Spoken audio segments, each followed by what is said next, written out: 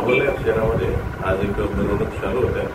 अंदाजे 4 वाजता मिरवणूक सुरू झालं आणि अंदाजे 6 वाजता जामलीपुरा चौका हे एरियामध्ये आल्यानंतर काही आपसीत काही गैरसमज, काही अफवा आणि काही कन्फ्युजन झाला. त्याच्यामधून काही तणावपूर्ण वातावरण फक्त 2-4 मिनिटांसाठी झालं होतं. मग लगेच त्याच ठिकाणी पोलिसांचा खूप मोठा बंदोबस्त तैनात होते.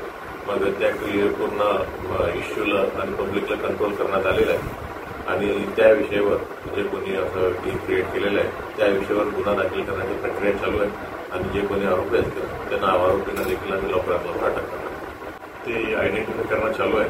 एकदा आयडेंटिफाय केल्यानंतर एक्झॅक्टली मला सांगताय ती जखमीची पण माहिती घेतो आपल्याला सांगताय. तेच दाखल करण्याचं आणि आयडेंटिफाय करण्याची प्रक्रिया चालू आहे. एकदा एक्झॅक्टली सर्व माहिती घेतल्यानंतर उद्या आपल्याला सविस्तर भेट करणार. एकदम सर्व जे काही विषय घडलं होतं फक्त 1-2 मिनिटाचा इश्यू होता.